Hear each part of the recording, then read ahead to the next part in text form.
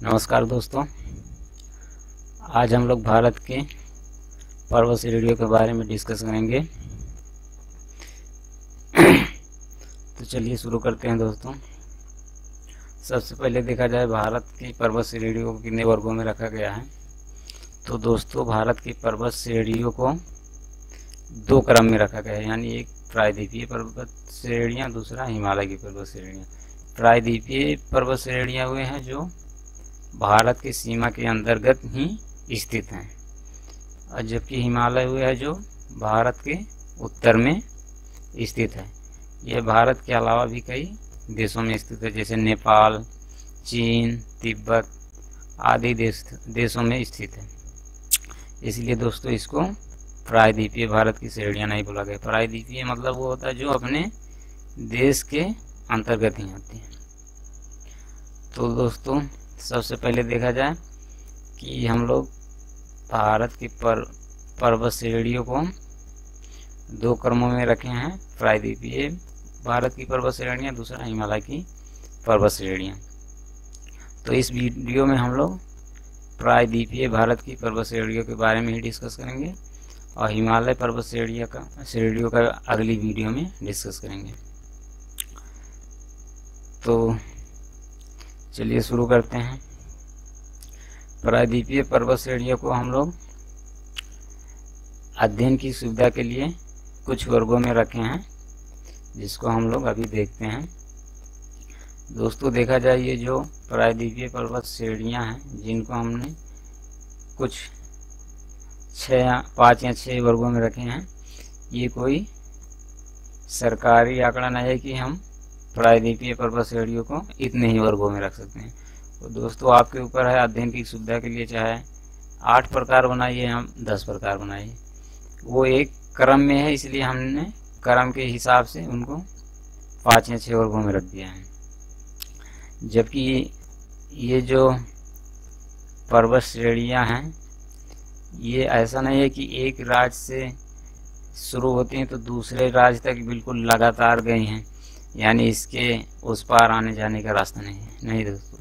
ये कुछ दूर तक गई हैं, फिर बीच में इनका कटाव है, फिर पर्वत श्रेणियाँ शुरू हैं, फिर बीच में कटाव है। इसीलिए इनको अलग अलग किताबों में अलग अलग तरह से अलग अलग प्रकार बताया गया, अलग अलग श्रेणियाँ भी बताई गई हैं, बट हमने अध्ययन की सुविधा के लिए 6 भागों में रखा है।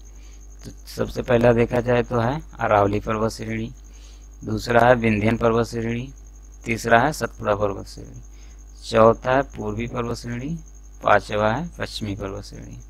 दोस्तों हमने 5 श्रेणियों में इसको रखा है, 5 क्रम में। और दोस्तों ये तो प्रायद्वीपीय भारत की पर्वत श्रेणियाँ हैं जिनको 5 क्रमों में रखा गया। और देखा जाए हिमालय की पर्वत श्रेणियों को कितने वर्गों में रखा गया है।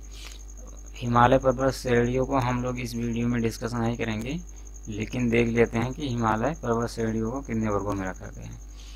तो देखा जाए पहला है काराकोरम, दूसरा है लद्दाख, तीसरा जास्कर श्रेणी, चौथा है पीर पंजाल, 5वां धौला है, 6ठा शिवालिक।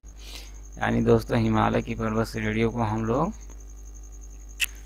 6 भागों में बांटा है, जबकि हिमालय पर्वत श्रेणियों को मुख्य रूप से दोस्तों 4 ही भागों में बांटा गया है। ये जो 6 हैं ये उन्हीं श्रेणियों के अंतर्गत आते हैं, वो हम लोग अगली वीडियो में देखेंगे कि वो 4 कौन कौन से हैं। तो चलिए सबसे पहले देखा जाए प्रायद्वीपीय भारत की श्रेणियों में सबसे पहला है अरावली। अरावली को देखा जाए दोस्तों तो यह गुजरात से दिल्ली तक है, और देखा जाए तो इसकी सर्वोच्च चोटी यानी सबसे ऊंची चोटी जो है उसका क्या नाम है, गुरु शिखर चोटी है दोस्तों, वो है 1722 मीटर। दोस्तों इसमें 2 तरह के क्वेश्चन बन सकते हैं अरावली पर्वत श्रेणी में। पहला ये बन सकता है कि अरावली पर्वत की सबसे ऊंची शिखर का क्या नाम है। तो दोस्तों सबसे ऊंची शिखर का नाम है गुरु शिखर। और दूसरा क्वेश्चन ये है कि भारत की सबसे प्राचीन पर्वत श्रेणी कौन सी है, तो सबसे प्राचीन पर्वत श्रेणी अरावली पर्वत श्रेणी है। आगे देखा जाए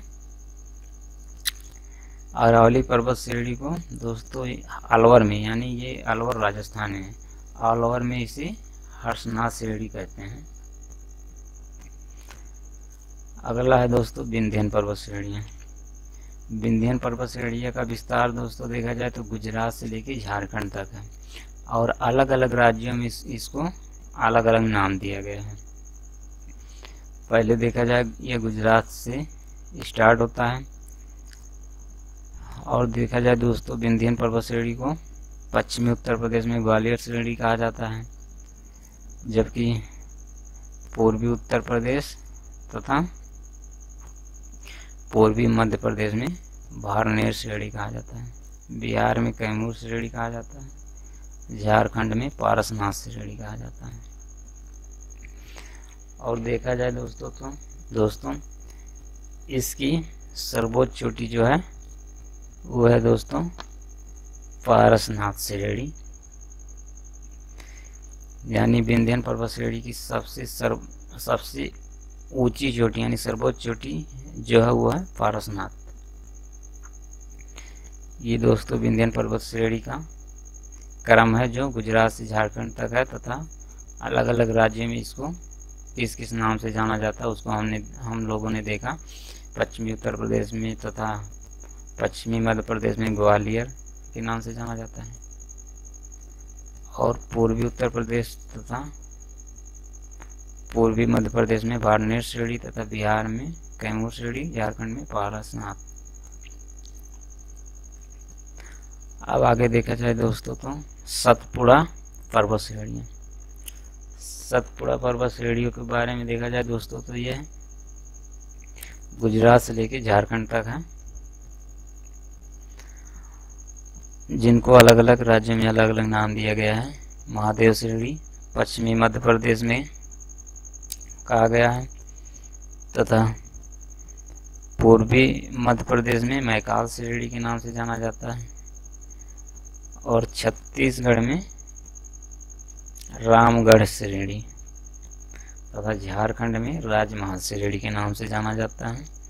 और देखा जाए दोस्तों इसकी सर्वोच्च चोटी जो है वो है धूपगढ़।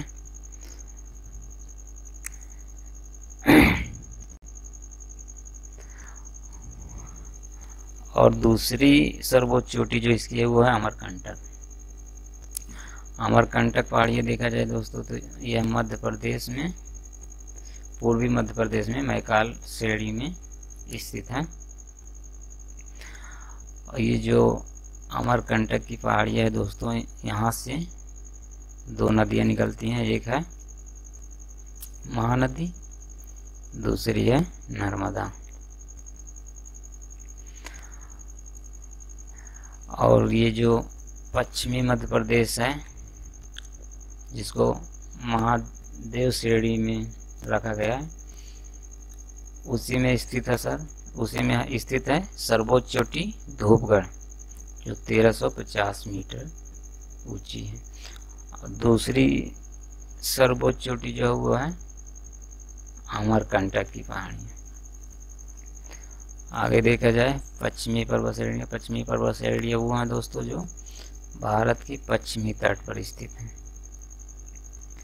इनमें देखा जाए दोस्तों तो यह 3 राज्यों में मुख्य रूप से स्थित हैं। पहला महाराष्ट्र में इसको हरिश्चंद्र पहाड़ी कहा जाता है।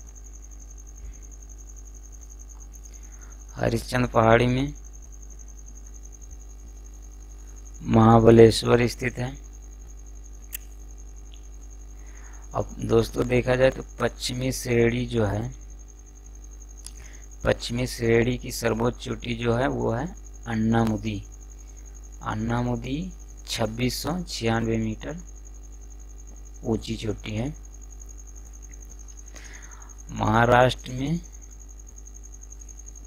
इसको हरिश्चंद्र पहाड़ी के नाम से जाना जाता है और हरिश्चंद्र पहाड़ी में महाबलेश्वर एक श्रेणी है।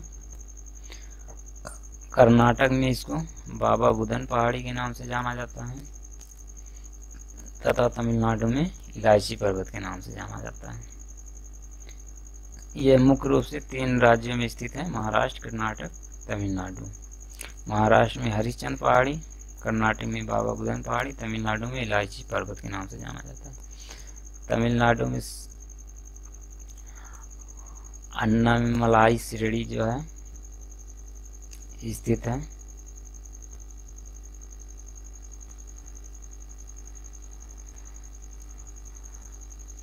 और देखा जाए दोस्तों, जो अन्नामुदी है, जो पश्चिमी भारत की सर्वोच्च श्रेणी है, वह तमिलनाडु में स्थित है, जो अन्नामलाई श्रेणी में स्थित है।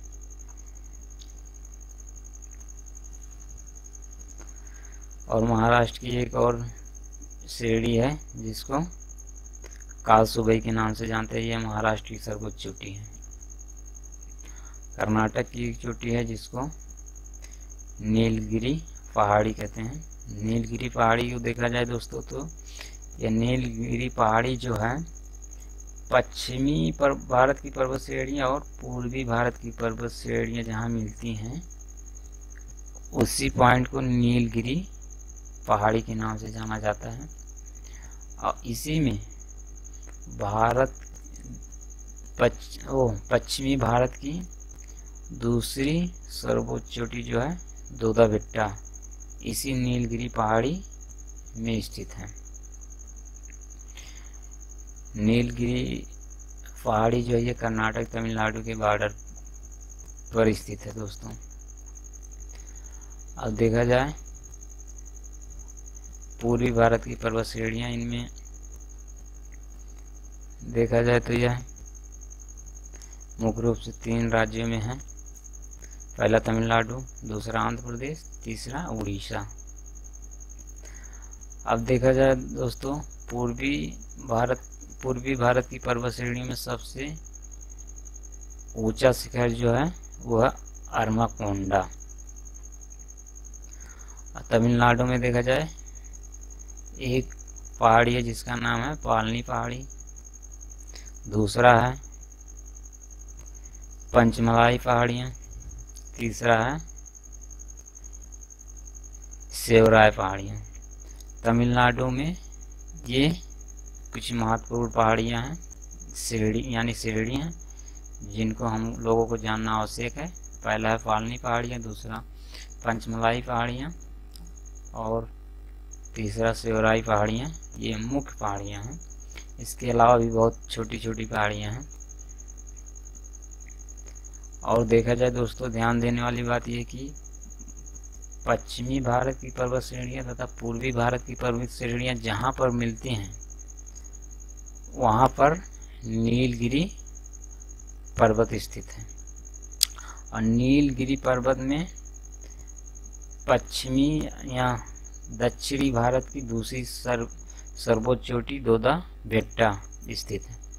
और अगर दोस्तों देखा जाए कि अगर पूछा जाए पश्चिमी भारत की सर्वोच्च चोटी कौन सी है, तो पश्चिमी भारत की सर्वोच्च चोटी अन्नामुदी है। और अगर पूछा जाए दक्षिणी भारत की सर्वोच्च चोटी कौन सी है, तो भी अन्नामुदी ही है।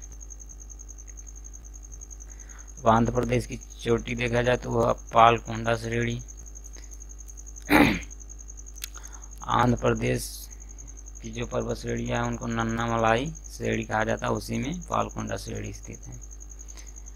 उड़ीसा में एक है नायागढ़ पहाड़ियाँ, दूसरा है मलयागिरी। तो ये रहे प्रायद्वीपीय भारत की कुछ मुख्य पर्वत श्रेणियाँ जिनके बारे में हम लोग डिस्कस किए हैं। दोस्तों, हिमालय की पर्वत श्रेणियों के बारे में हम लोग अगली वीडियो में डिस्कस करेंगे। तो बस आज के लिए इतना ही दोस्तों, मिलते हैं अगली वीडियो में। तब तक के लिए